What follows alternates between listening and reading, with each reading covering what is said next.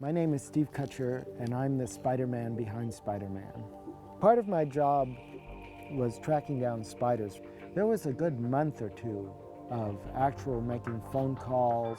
I was calling everybody I knew who was in the spider business where I thought I would have a reasonable chance to get spiders. And it wasn't just getting spiders. What I had to be able to do was get duplicate spiders when I needed them on cue. So if somebody said, oh, I've got 3 spiders, well, that's no good. I said, could you get some more? Well, maybe. That's no good. So I had to be able to go to somebody who could say, oh, I've got 20 spiders and I can get you 20 more if you need them anytime.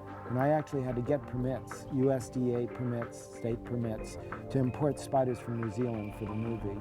And that was a big deal. And you don't do that overnight. A lot of people say, oh, I'll go out in my backyard and get some spiders. I've got lots of them.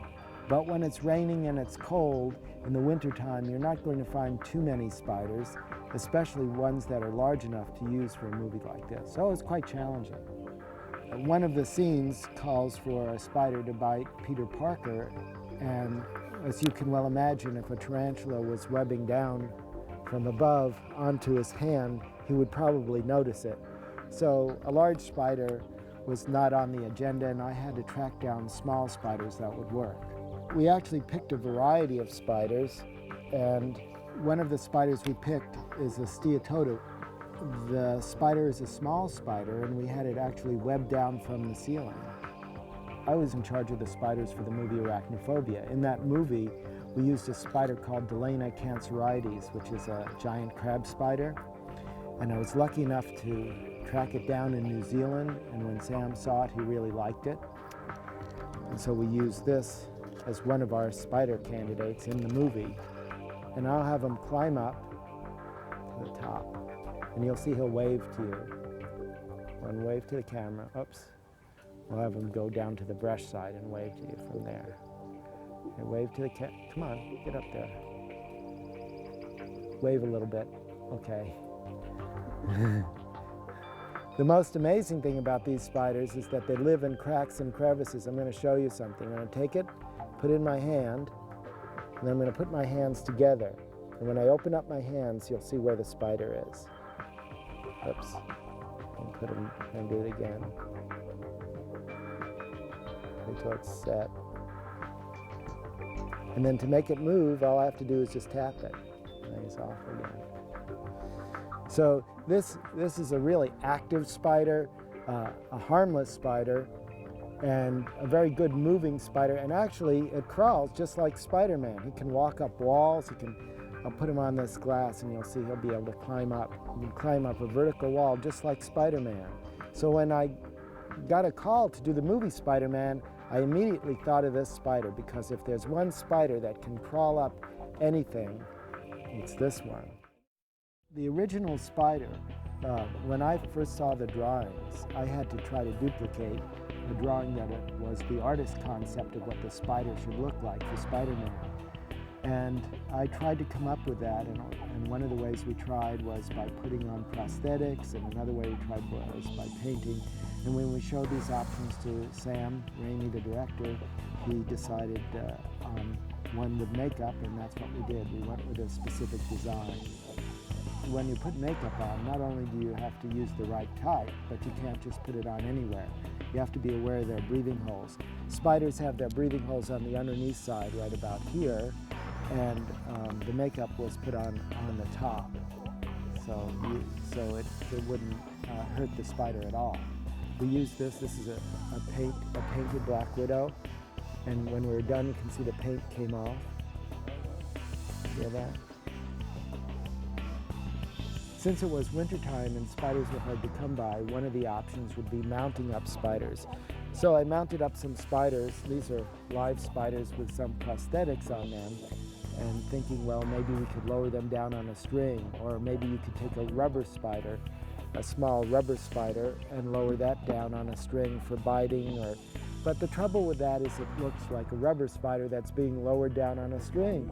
There's no movement, and so it looks a lot better using live spiders. There wasn't that many takes, less than a dozen, because I did not do this alone. I had 4 assistants, Michelle, Matt, and Maya. and all of them were very helpful. And what they would do is they would bring over the rack of spiders like this. And this is also how we kept the spider. So if we needed a spider, all we'd have to do is pull it out. This one. Pull it out of its little cup device. The spider stays in the top, and then I would have them test each spider before they handed it to me so that I knew that the spider was ready to web. And then I would take the spider and web it down and try to make it hit Toby's hand. And that was a challenge too.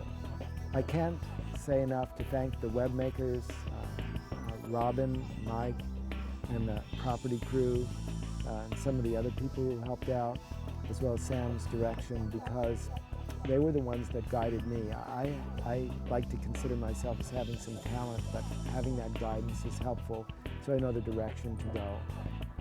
Sometimes they made it a little challenging, but I tried to give them options so that they could choose the best spiders.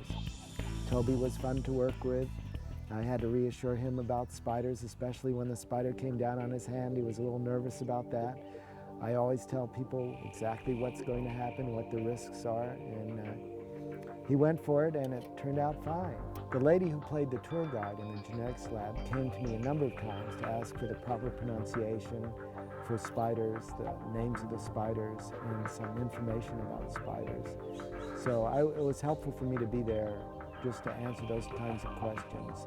And if anyone else had a question as to something about a spider, it was also good for me to be there for that. So it's really important. It's a good idea to have a consultant. And when you have a movie about Spider-Man, it's a good idea to have somebody who's a spider expert on the movie. And I like to tell people I'm the Spider-Man behind Spider-Man. Well, in this version of Spider-Man, it takes place in a genetics lab where they actually take different species of spiders and they remove their DNA and combine and make a new super spider that has a lot of these traits. That spider gets loose in the genetics lab, and unfortunately, or fortunately, Peter Parker gets bitten by it. I got a call from Robin Williams, who is the property master, an excellent man, and he said that they were looking at getting some spiders for Spider-Man. And he also mentioned that they had tried out some tarantulas, and Sam didn't want any tarantulas. And so I came in and I did a show and tell. I've been interested in insects and arachnids ever since I was 3 years old. I went on and got my master's degree studying insect behavior. I started working in the film industry around 1977 or 78, and I have a tremendous number of films and commercials and things I've done. Some of the things I've done have been to release 1,000 butterflies at a wedding, to have 6,000 beetles come out of a man's chest, to make a spider crawl into a slipper from 4 feet away in one try, to make a cockroach run across the floor for a foot and then flip over on its back. So these are the kinds of specialties I have. So when Spider-Man called, I was really excited. I said, this is a movie I should be doing.